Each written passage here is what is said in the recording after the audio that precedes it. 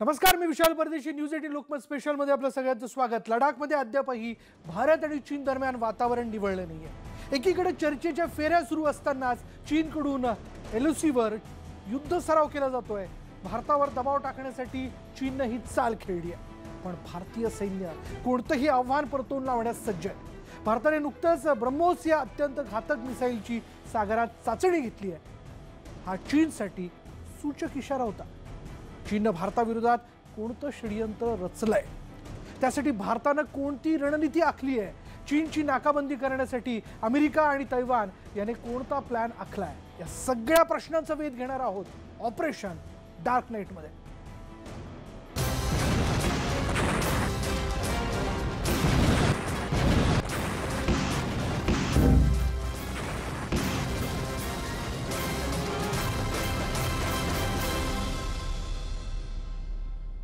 नुकत्याच भारताने लडाख परिसरातील एलएसीवर रात्रीच्या वेळी युद्ध सराव केला. पण भारताने ड्रॅगनची खेळी ओळखली आहे. भारताने ही चीनला सडेतोड प्रत्युत्तर देण्यासाठी सगळी तयारी केली. खरं तर चर्चेतून वादावर तोडगा निघावा अशी भारताची इच्छा आहे, पण चीनची खोड काही जात नाही.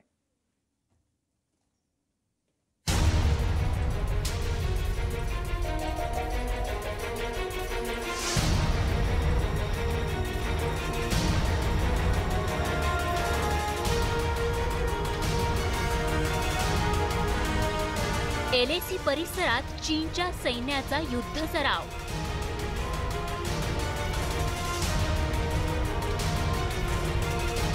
$4,700 मीटर उंचीवर ऑपरेशन डार्क नाईट. चीनच्या युद्धनीतीवर भारताची रणनीती वरचढ.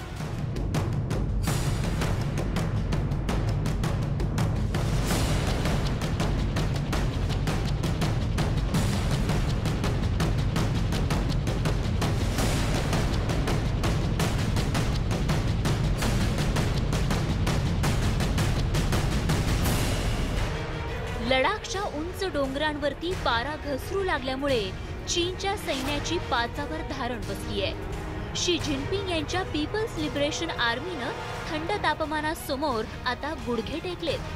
चीनचे सैनिक उणे तापमानामुळे आजारी पडू लागलेत.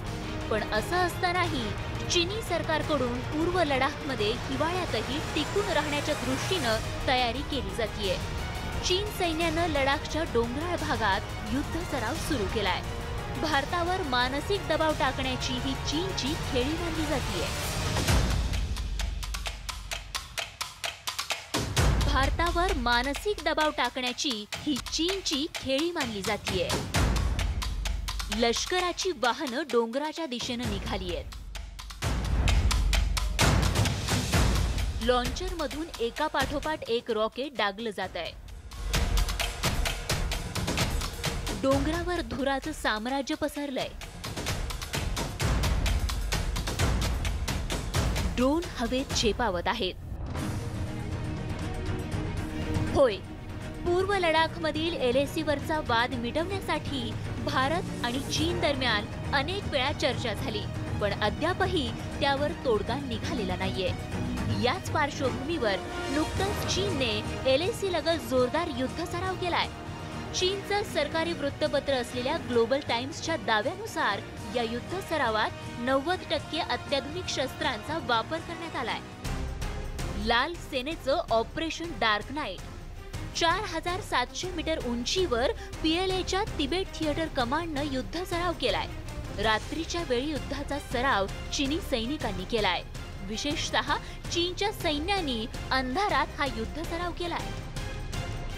ग्लोबल टाइम्सनं या युद्ध सरावाचा एक व्हिडिओही प्रसिद्ध केलाय. चीनी सैनिक अंधारात युद्ध सराव करत असल्याचं या व्हिडिओमध्ये बघायला मिळतंय.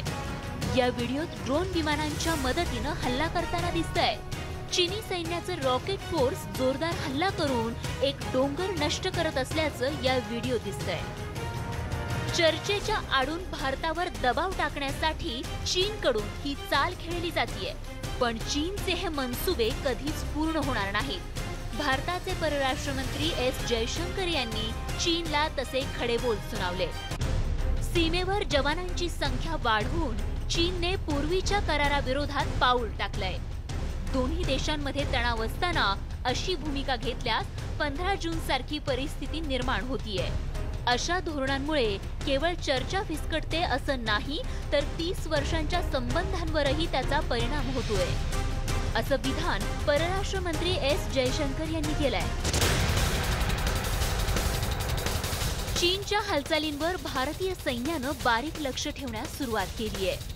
LACवर गस्त वाढवण्यात आली आहे, तर सीमेवर शांतता कायम करण्यासाठी भारत कटिबद्ध असल्याचं पुन्हा एकदा भारत सरकारनं स्पष्ट केलंय. पण सध्या तणावाच्या पार्श्वभूमीवर दोन्ही देशांच्या संबंधांवर परिणाम झालाय आणि त्याचे गंभीर परिणाम होण्याची भीती व्यक्त केली जातीये. खरं तर भारत आणि चीन दरम्यान सीमेवरचा वाद मिटवण्याऐवजी तो अधिकच चिघळत चाललाय. चीनला त्याची चूक दुरुस्त करण्याची संधी भारतानं दिली आहे. भारत दोन्ही देशातील तणाव दूर करण्यासाठी सातत्यानं प्रयत्न करतोय आणि त्याचमुळे वाट चुकलेल्या एका चीनी सैनिकाला भारतीय जवानांनी मदत केली. लडाखच्या डेमचूक परिसरातून एका चीनी सैनिकाला भारतीय सैन्यानं ताब्यात घेतलं होतं. तो चीनी सैनिक वाट चुकल्यामुळे भारतीय हद्दीत आला होता. त्या सैनिकाची चौकशी करण्यात आली आणि त्यानंतर त्याला ऑक्सिजन, जेवण आणि गरम पाणी देण्यात आलं. तसंच भारतीय सैन्याकडून वैद्यकीय मदतही दिली गेली. त्यानंतर त्या चीनी सैनिकाला चुशुल मॉल्डो मीटिंग पॉइंटवर चीनकडे सोपवण्यात आलं. चीनच्या ऑपरेशन डार्क नाईटला सडेतोड प्रत्युत्तर देण्यास भारतीय सैन्य सज्ज आहे आणि त्याचमुळे भारतानं अरबी समुद्रात आपल्या घातक ब्रह्मोस मिसाईलची यशस्वी चाचणीही घेतली आहे. 400 किलोमीटर अंतरापर्यंत लक्ष भेदण्याची या मिसाईलमध्ये क्षमता आहे. या मिसाईलच्या चाचणीमुळे चीनला घाम फुटलाय. भारत चीन दरम्यान LACवरून चर्चेच्या 8 फेऱ्या झाल्यात आणि याच दरम्यान चीननं युद्ध सराव केलाय. आवाजाच्या तिप्पट गतीनं हल्ला करण्याची ब्रह्मोसमध्ये क्षमता आहे. ब्रह्मोस सुपरसॉनिक मिसाईल हे भारताचं प्राईम स्ट्राईक वेपन मानलं जातंय. समुद्रात दूरवरच्या युद्धनौकेवर हल्ला करण्यास हे सक्षम आहे. ब्रह्मोसमुळे सागरातील युद्धात विजय निश्चित मानला जातोय. तसंच 400 किलोमीटर पर्यंत मारा करण्याची ब्रह्मोस सुपरसॉनिक क्रूज मिसाईलमध्ये क्षमता आहे. भारतानं नुकतीच ब्रह्मोसच्या 3ऱ्या आवृत्तीची यशस्वी चाचणी घेतलीय. चीननं तिबेटमध्ये युद्ध सराव करून आपलं शक्ती प्रदर्शन केलंय. त्याला प्रत्युत्तर म्हणून भारतानं अरबी समुद्रात ब्रह्मोस मिसाईलची यशस्वी चाचणी केली आहे आणि त्याचमुळे चीनच्या ऑपरेशन डार्क नाईटला जोरदार धक्का बसलाय. Bureau report, news 18 Lokmat. यानंतर वेळ झाली की ब्रेकची. ब्रेक घेऊयात. पहा फक्त न्यूज 18 लोकमत.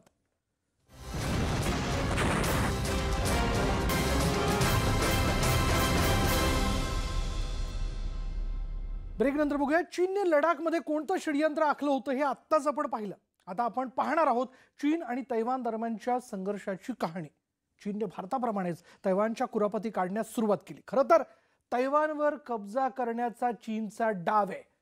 तशी तयारी चीनने केली आहे, पण अमेरिकेच्या हस्तक्षेपामुळे चीनचा डाव फसला आणि त्यामुळे चीन चांगलाच बिथरला आहे.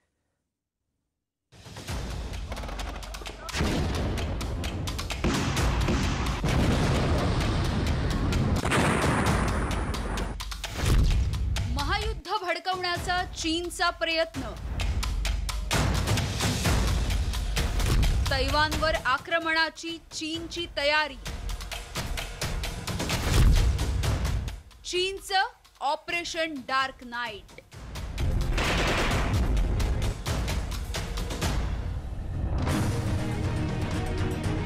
भारताने LACवर धूळ चारल्यामुळे चीन चांगलाच हादरलाय.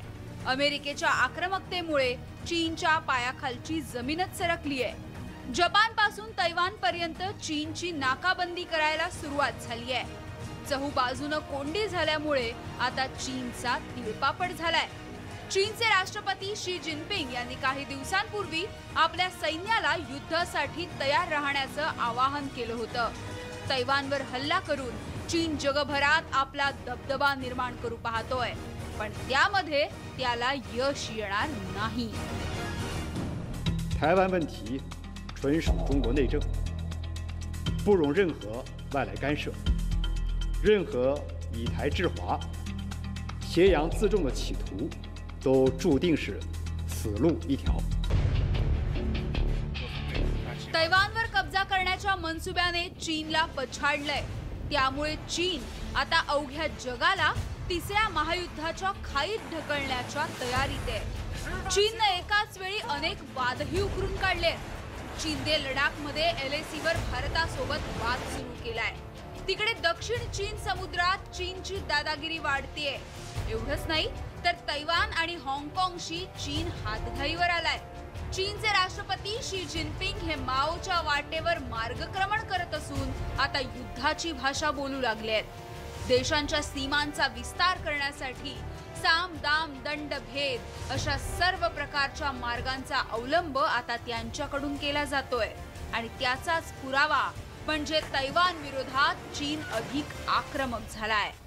चीन ने एक बार फिर ताइवान पर बड़े हमले की तैयारी कर ली है. इसके लिए उसने ताइवान से लगी सीमा पर DF-17 सुपरसोनिक मिसाइल और S-400 एयर डिफेंस सिस्टम तैनात कर दिए हैं. इस इलाके में लगातार चीनी सैनिकों की तादाद बढ़ती जा रही है. जानकारों का कहना है कि इस तैनाती से चीन एक बार फिर ताइवान को युद्ध के लिए ललकार रहा है.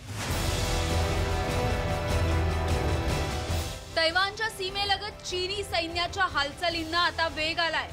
चीननं आपलं DF-17 मिसाईल आणि DF-15 मिसाईल्स तैनात केले आहेत. चीनने आपल्या जुन्या मिसाईल्सऐवजी हायपरसॉनिक मिसाईल्स तैनात करण्याचा धडाका लावलाय.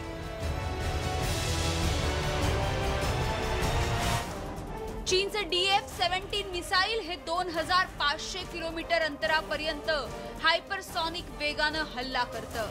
चीनच्या 17व्या स्वातंत्र्य दिनी या मिसाईलचं प्रदर्शन करण्यात आलं होतं. या मिसाईलचं वजन 15,000 किलो आहे तर लांबी 11 मीटर इतकी आहे.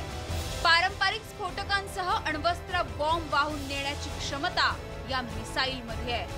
सोप्या भाषेत सांगायचं झालं तर अण्वस्त्र बॉम्बचा हल्ला करण्याची क्षमता या मिसाईलमध्ये आहे.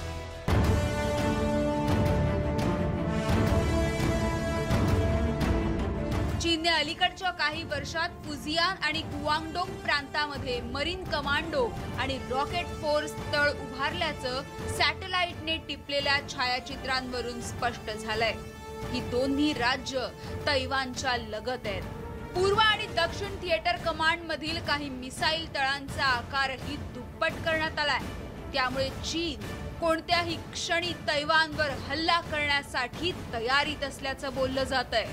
ताइवान के ऊपर खतरा बहुत गहराता जा रहा है, लेकिन ये मानना कि चीन उसके ऊपर हमला कर देगा, मेरे को अभी भी फिलहाल ऐसा नहीं लगता कि चीन उसके ऊपर हमला कर देगा, क्योंकि चीन का बहुत भारी नुकसान हो सकता है. ताइवान की जो सैनिक है, सेना है, वो बहुत मजबूत है. आइलैंड छोटा है, इसकी मैं टैक्टिक्स और स्ट्रेटेजी में नहीं जाऊंगा, लेकिन उसके ऊपर एक लिमिटेड तरीके पर ही हमला कर सकते हैं. वो बळाचा वापर करून तैवानवर कब्जा करण्याचा चीनचा मनसुबा आहे. त्यामुळे चीननं आपल्या सगळ्या घातक मिसाईल्सची दिशा तैवानकडे रोखली आहे. त्यामुळे तैवानच्या अस्तित्वाला आता धोका आहे. या घातक शस्त्रांपैकी एक आहे S-400 एअर डिफेन्स प्रणाली. चीनला युद्धाची खुमखुमी आली आहे. चीनने तैवान लगतच्या सीमेवर S-400 एअर डिफेन्स प्रणाली तैनात केली आहे. ही प्रणाली त्याने रशियाकडून खरेदी केली आहे. या एअर डिफेन्स प्रणालीत बसवण्यात आलेलं शक्तिशाली रडार 600 किलोमीटर अंतरापर्यंतचं तैवानचं मिसाईल, ड्रोन, लढाऊ विमान हे सगळं शोधण्यास सक्षम आहे.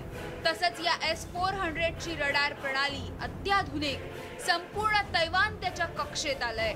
युद्धजन्य परिस्थितीत तैवानच्या कोणत्याही लढाऊ विमानांना नष्ट करण्याची क्षमता या प्रणालीमध्ये, मिसाईलमध्ये आहे. चीनने आकाशाप्रमाणेच समुद्रमार्गे तैवानवर हल्ला करण्याची तयारी दर्शवली आहे. या परिसरात चीनने आपले स्टील्थ लढाऊ विमान J-20 तैनात केले आहेत. चीनने अन्य देशांवर हल्ल्यासाठी खास तयार केलेल्या 13 लढाऊ ब्रिगेडपैकी 10 आता तैवानच्या सीमेवर तैनात करण्यात आल्या आहेत. चीनने 2017 मध्ये आपल्या मरीन कमांडोचं मुख्यालय गुआंगडोंग मध्ये हलवलंय. तैवान हल्ला केल्यास चीनच्या नौदलासाठी ते उपयुक्त ठरणार असल्याचं मानलं जातंय. पण अमेरिकेनं तैवानला उघड पाठिंबा दिलाय. अमेरिकेनं तैवानला केवळ घातक शस्त्र दिली नाहीत, तर आपल्या युद्धनौका तैवानच्या समुद्रात पाठवल्यात. चीननं आगळीक केली तर त्याला जबर किंमत मोजावी लागणार आहे. चीन आता बिथरलाय. तैवानला पाठिंबा देणाऱ्या देशांना चीनकडून धमक्या दिल्या जात आहेत. भारतालाही चीननं धमकवायला सुरुवात केली आहे. चीनचं सरकारी वृत्तपत्र ग्लोबल टाइम्सने तसा सूचक इशारा दिलाय. जिस डेमोक्रेसी की दुहाई अमेरिका देता है दुनिया के अंदर, जिस फ्रीडम की बात करता है, उसको धक्का पहुंचता है, उस सोच को धक्का पहुंचता है. तो ये एक विचार है जिस विचार को वो सपोर्ट करने के लिए उन्होंने अपना जी जान लगाया हुआ है. इसके साथ में एक और इशू भी है. अगर ताइवान के ऊपर चीन कब्जा करता है तो जापान के ऊपर बहुत गहरा संकट घेरा जाएगा. जर भारताने स्वतंत्र तैवानला पाठिंबा दिला तर चीनही भारतातील त्रिपुरा, मेघालय, मिझोराम, मणिपूर, आसाम आणि नागालँड मधील बंडखोरांना पाठबळ देईल. सिक्कीम मधील बंडखोरांना आम्ही मदत देऊ शकतो असं ग्लोबल टाइम्स मध्ये म्हटलंय. चीन अनेक वर्षांपासून भारताच्या उत्तर पूर्व भागातील फुटीरवाद्यांना शस्त्र आणि पैसे पुरवत आलाय. दुसरीकडे काश्मीरमध्येही पाकिस्तानच्या छुप्या अजेंड्याला चीनकडून पाठबळ दिलं जात असल्याचं आता लपून राहिलं नाही. ग्लोबल टाइम्स मधील लेखामुळे चीनचा काळा चेहरा जगासमोर आलाय. भारताची प्रगती रोखण्यासाठी चीनकडून हा प्रयत्न होतोय. एकीकडे चीनकडून युद्धाची भाषा बोलली जाते, तर दुसरीकडे चीनचे राष्ट्रपती शी जिनपिंग यांच्या आरोग्याविषयी अनेक तर्कवितर्क लावले जात आहेत. हाँगकाँग लगत शेंजेन मधील एका कार्यक्रमात शी जिनपिंग यांना खोकला झाल्याचं बघायला मिळालं. भाषणाच्या शेवटी तर काही काळासाठी त्यांना भाषण थांबवावं लागलं होतं. म्हणून त्यांच्या प्रकृतीविषयी प्रसार माध्यमांमध्ये अनेक तर्कवितर्कही लढवले गेले. जिनपिंग हे कोरोना पॉझिटिव्ह असल्याची चर्चा सुरू झाली आहे. त्यामुळे लक्ष विचलित करण्यासाठी चीनकडून ही युद्धाची भाषा बोलली जात असल्याची ही शक्यता आहे. Bureau report, news 18 Lokmat. चीन कितीही ऑपरेशन डार्क नाईट पुढे करण्याचा प्रयत्न करत असला तरी आपलं भारतीय सैन्य सीमेवरती तैनात आहे आणि हे ऑपरेशन ते पाडल्याशिवाय राहणार नाही. प्रत्येक हालचालीवर भारतीय सैन्य आणि आपली गुप्तचर यंत्रणा लक्ष ठेवून आहे. यानंतर इथेच थांबणार आहोत. पहा फक्त न्यूज 18 लोकमत.